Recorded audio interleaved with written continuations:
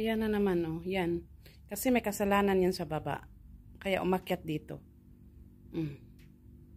Pag pinapagalitan mo yan siya, yan. Yan ang ginagawa niya. Naglalambing. Ang bait, no? Pero pag nasa baba yan, ako ang kulit. Saan-saan nagtatago. Alam nyo guys, nung last Wednesday ata yun, mag-day off kaming dalawa ni Bunak. Ngayon, iniwan namin siya dito sa room ng mami niya. Nandyan lang naman siya sa carpet, natulog. Nako, kami lang pala ang yung sa morning na yon ay talagang inano ko siya, pinagalitan ko siya. Tapos nagtampo pala siya, pinagalitan namin dalawa ni Bunak. Kasi nga, tumakas doon sa baba, may ginawa na naman doong hindi maganda, nagalit ang nanay. Nung pinagalitan namin siya, dito na siya sa carpet, natulog siya hanggang natapos kami ni Bunak sa mga kwarto naglinis. Nung bumaba na kami, sinilip siya ni Bunak, dito pa rin siya natulog. Kami lang palang binantayan niya. Alam nyo guys, anong ginawa niya? Gumante. Nagbaba pala siya doon sa may ground floor. May base doon na malaki. Hindi masyadong malaki. Yung kasya lang talaga siya. Sino ba namang mag-akala na nandoon siya sa loob? Ngayon, Kuchi kam. Kuchi! Ngayon guys, hala, ilang oras na pala siya doon sa loob. Ngayon, mag-di-off kami ni Bunak. Sa kwarto lang kami matutulog. Ay nako, nagwawala na si Amira kasi hinanap niya yan. Hindi na nila makita-kita. Ngayon, imbis mag-day off kami, nakaakyat ako ng mga 3:15 ata yun. Hinanap namin siya. Nandoon lang pala siya sa loob ng base. Hindi talaga namin siya nakita hanggang bumaba kami. Sabi ko, hayaan nyo kasi nandyan lang siguro yan. Hindi yan lalabas ng bahay kasi natatakot din yan. Kasi one time doon sa may sliding door sa swimming pool, nakalabas siya. Bumalik din siya. Sobrang init kaya. Ngayon, natagpuan pala siya na hindi mapakali si Amira, yung alaga ko na bunso. Hinanap talaga siya habang kami natulog. Aba, nasa loob lang pala siya ng base. Ilang oras. Grabing tawa ni Bunak kasi sabi ni Bunak, parang gumanti man ata to, pinagalitan natin kanina. Ang mukha niya. Ang mukha niya guys. Pero sa totoo lang mabait yan si Kuchi. Malambing pa. Medyo lang siya ngayon, may pagka makulit. Gusto kasi niya bababa doon sa ground floor. Sabi ni nanay, kailangan talaga siyang iakyat dito kasi makulit doon, takbo ng takbo. Doon pa talaga siya maghiga sa may sa harap ng kung saan ang TV. Nandoon siya kasi malamig. Minsan bumababa din doon sa basement. Aakyat din yan sa koridor, iinom siya. Siya yung baby namin dito. Yung mukha niya. Ang mukha niya. Ay naku Kuchi, matapos talaga tayo ngayon ng maaga. Nung oras na. Ayan. Napagalitan ng nanay sa baba. Mahaba na yung kuko mo, oh. Kailangan na yan paputulan. Busy pa kasi yung mami niya. Nasa, university. Kuchi. Ang bait naman na ang baby na yan. Ang bait naman ng baby. Hindi pa ako nakapaglinis. Kaya nga guys, inaakyat siya ni Lisel dito. Kasi pag nandoon siya sa baba, nadidistract yung mga katulong doon. Ang mga nani niya. Hindi matapos-tapos sa trabaho, nanggigigil sa kanya. Lalo na pag yan siya, tumatakbo tapos biglang magtumbling. Ay nako, mawala talaga yung pagod mo. Nandyan ako sa bed, nagfix ako ng bed. Hindi ko alam, pumasok pala siya dito, umakyat na. Ngayon, nagulat ako kasi bigla niya akong bigla siya nagtalong dyan sa bed. Nagulat ako, wala namang tao, siya pala yun. Kala niya pinapagalitan siya. Si Bunak na mag-ano sa'yo ng pabango mamaya. Kasi ayaw ko maglagay sa'yo ng pabango. Masakit ang ulo ko. Kuchi! Baby! Baby! Uy! Uy, maglaro tayo. Saglit lang. Kunin natin yung laruan mo. Ay, nako, hindi pa ako matapos nito. Mag-12 na. Ito na lang muna yung maiksi na laruan. Ay, Diyos ko.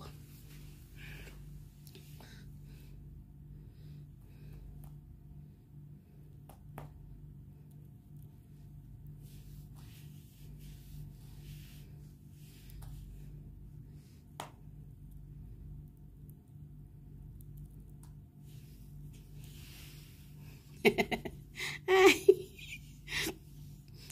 Nakakawala ka ng pagod.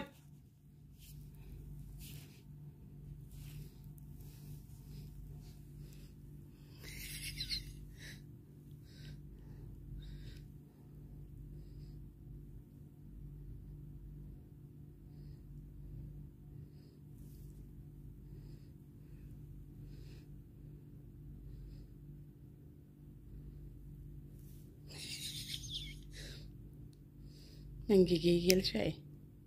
Gigil na gigil eh. Parang ako ang natuwa. Yawa eh.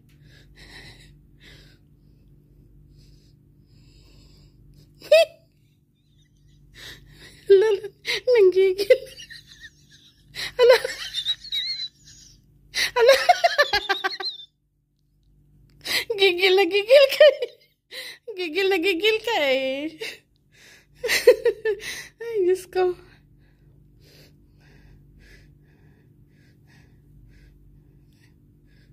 Kawawa naman.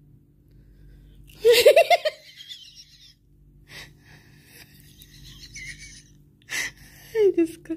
Lalala tayo pang. Kochi mochi. Bebe. Taal. Yala. Let's play. Let's play.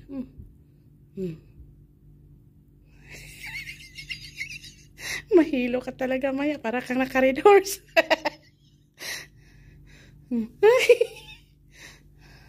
Yan guys, pagod na siya.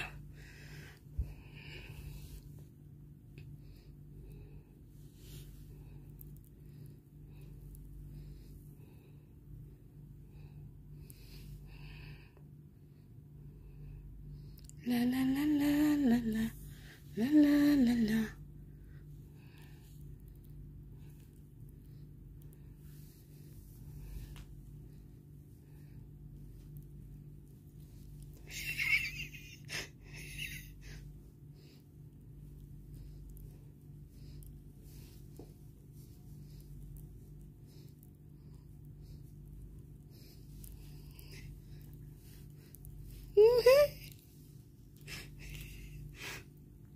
Hoy, no, no.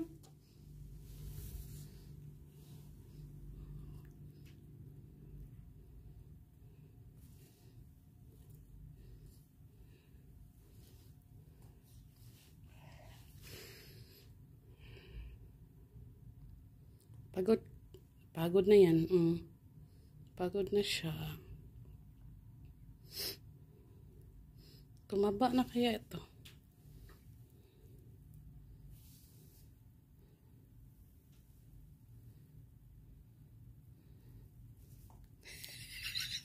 Papatay-patay. Papatay-patay na hindi niya maabot. Ako na to ag-atay. Sarap. Nah, nagigil ako sa'yo eh. Tingnan niyo. Tingnan niyo yung style niya.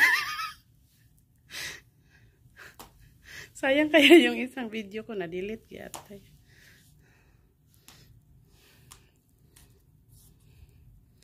Kuchi-mochi. Baby. Baby ni Habana yan. Baby ni Bonak yan.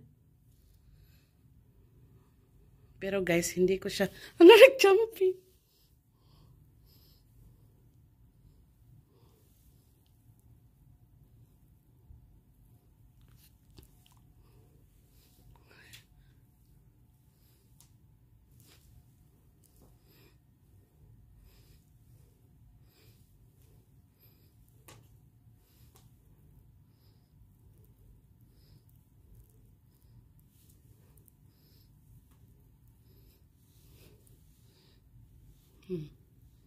Kaya inaakyat yan dito kasi nadidistract ang mga nani niya doon sa baba.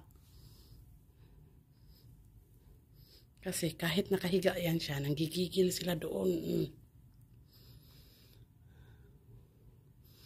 Actually guys, si Kuchi, pinulot lang namin doon sa labas.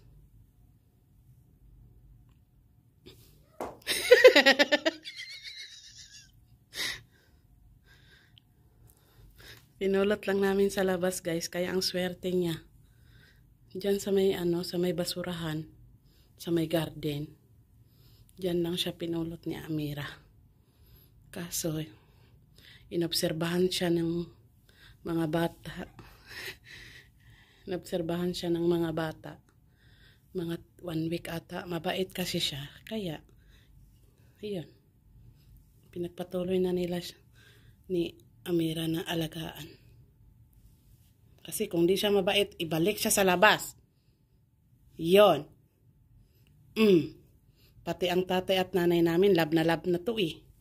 Kasi tinago namin to ng isang mga 2 weeks ata. Bago nalaman ng lola, ng nanay.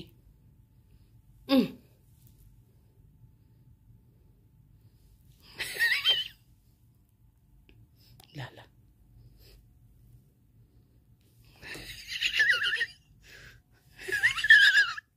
Ay, nahilo pa.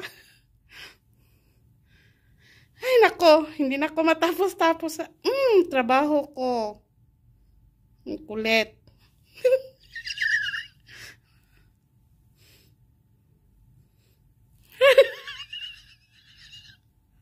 Ay, Diyos ko, ang kulit.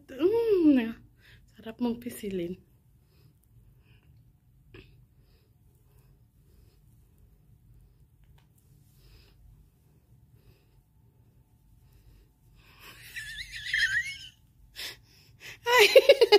Ay, nandyan ka na sa... Kawawa naman. Yala.